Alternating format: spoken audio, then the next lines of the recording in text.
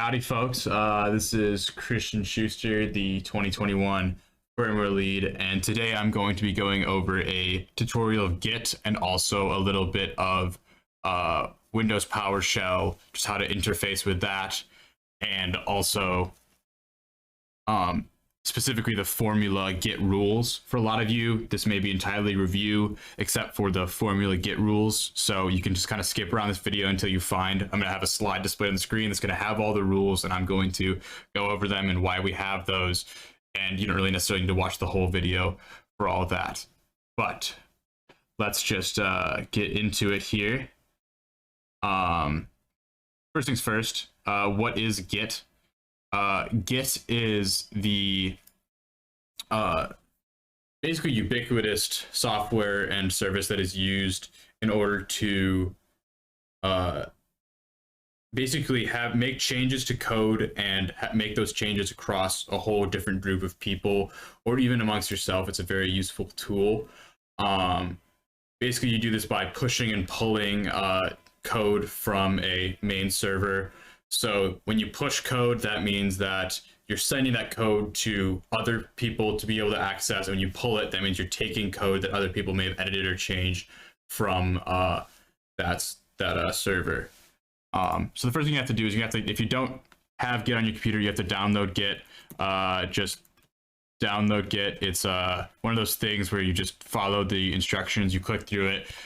I really hope you're able to figure that out on your own. If you're not, obviously I'll help you. But if you can't, maybe computers aren't your thing, it's not for everybody.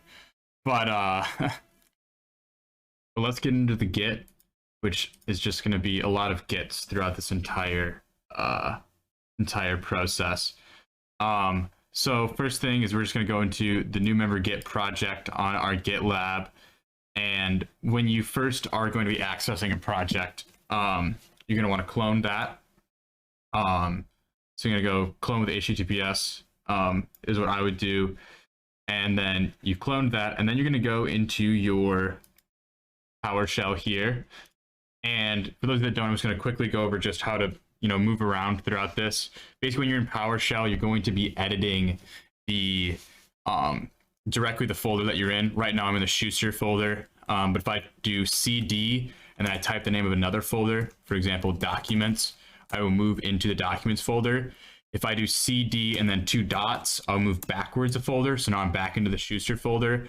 I can go multiple folders deep in one command. I can do CD, documents, and then backslash, and I can do formula. And another nice thing is that if you start typing something or just begin and you press tab, it will actually immediately fill that in for you. So then boom, in the Formula SAE folder, which is kind of where I want to be because that's where I want this to be. And so the next thing you're going to do is you're going to do git clone. And then you're going to right click inside of your PowerShell, and that's going to paste that HTTPS thing that you just copied. Then you're going to press enter. And that basically is taking all of the documents that were inside of that Git repository, and they're making a new folder and cloning them inside your Formula SAE folder.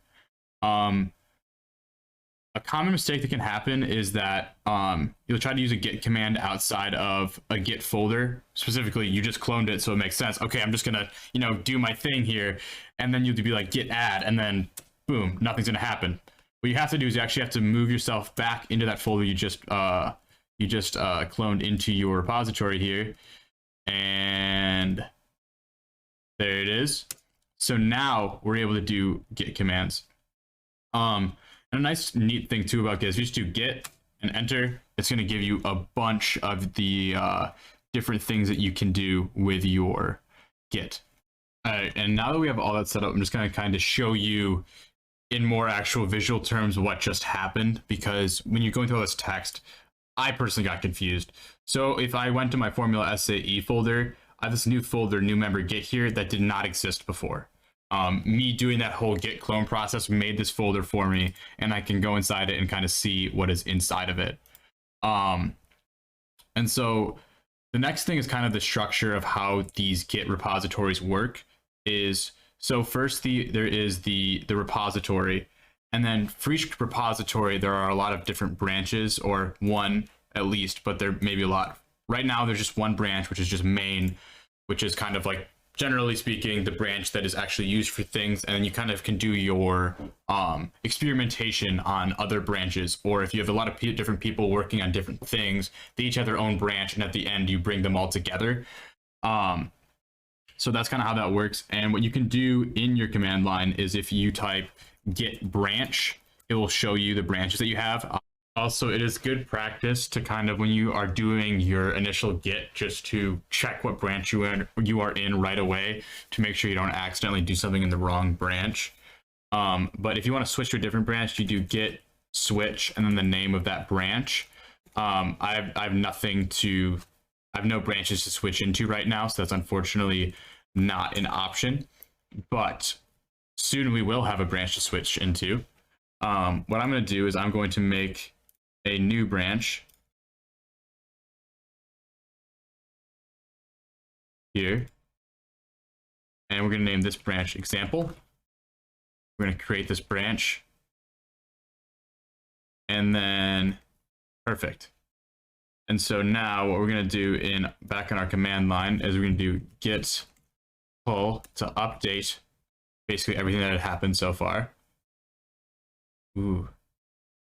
And you can see it gave me an update of like, okay, what happened? And we made a new branch. It was called example. And so now we're going to do git switch branch, not switch branch, do git switch, and then I'm going to type example, and bam, now we're in the branch example. So now the changes that we make will only happen to example. So what I want to do is I'm just going to have my little example file here, just honestly like the super easiest code in the world. We'll make it say something like, hey, I hope each and every one of you is doing absolutely fantastic. Exclamation point, exclamation point, exclamation point. Winky face. D equals. Oh wait, never mind. Sorry. And then, so now we have this, we're going to file, we're going to save this, and I have this file currently in my Formula SAE folder just to be able to access it really easily. I'm going to take this, and I'm going to move that into the new member Git, just kind of manually here. And just to show real quick, this is the example branch right now, all right? There's really nothing in it right now. And then we're going to go to PowerShell. And basically, there is a process to actually push things to Git. First, what you have to do is git add. And what this does is that it basically takes everything that isn't already in that branch, that is new, that's changed, and kind of adds those in like a little tiny place. And so you git add. Oh. Gotta add this repository. All right, so now that was added. And then we're going to be able to do git commit. And this is the next step. And it basically takes everything that you added up to this point and commits it all at once. It's good practice to kind of add each different thing separately, each thing you might have changed. There we go. One more thing to know, I forgot to do this initially. When you do git commit for your first time, if you've never done git before, it's going to give you this error message, and it's just going to walk you through exactly what you need to do for your first time. Basically, you need to tell Git what your email is and what your username is. And so you have to run two commands, this git config global user.email, and then in the quotes, you just put what your email is, and then once you do that one, you run the second command, which is git config, and then do username, and then just put what you want your username to be. It can be your name, it can really be anything. It can be bananas and rainbows and sunshine. Doesn't really matter. And then now you have to enter a message for your commit. So what we're going to do is we're going to enter a message of, oh, my window is not big enough. Okay, so then we're going to do first example push. Hooray.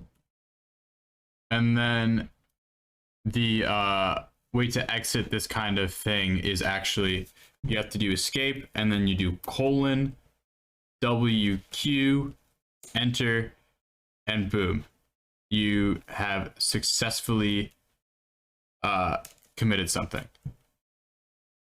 So now what you'll be able to do is you will git and then push, and if everything went right, this new file will magically appear in that once empty repository I just showed you.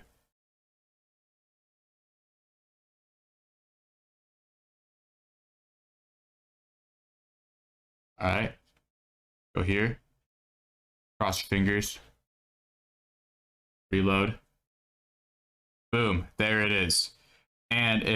And what this means too is that I'm in the example branch. If I go to the main branch, it doesn't have that. So I only changed this example branch, which is very important because, you know, if certain people have their own branches, or if one branch, let's say, is working on implementing a can function and another branch is working on implementing something totally different, then you don't necessarily want those changes to be happening at the exact same time. You want to kind of validate them on their own. So there is that, and it all kind of worked out in the end. That is basically the general way on how to do Git. I know if some of you that are experienced might be watching this and say, oh, there's this cool thing you can do, or you're saying, like, you're cringing at just kind of the way that I did this. I'm trying to make this tutorial for basically so that a mechanical engineer could do it. So I'm trying to do it in the basically simplest way, not really the best way. And I encourage everyone to go out there and to maybe do a little more research and figure out the best way to do it. But I'm trying to make it the easiest, most step-by-step way to do it without messing up, without getting stuck and all that kind of stuff.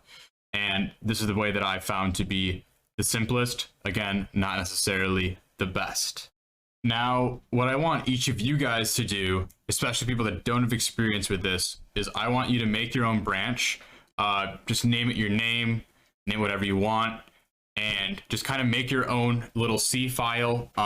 This is a good place that maybe if you wanted to practice, you know, you can show off some of the C that you've been learning or anything like that. But I want you to basically do the same process that I did and basically add a new file to this repository. Another thing that would be cool for you to do is if you make a new branch and you clone the example branch from there, and then you change the git tutorial.c file, and you can see like how changes will happen to files of the same name, would also be great practice. But bare minimum, try to make your own branch, add a file to it, make sure you kind of like understand this process. And then now we're going to get into the actual rules of the formula Git.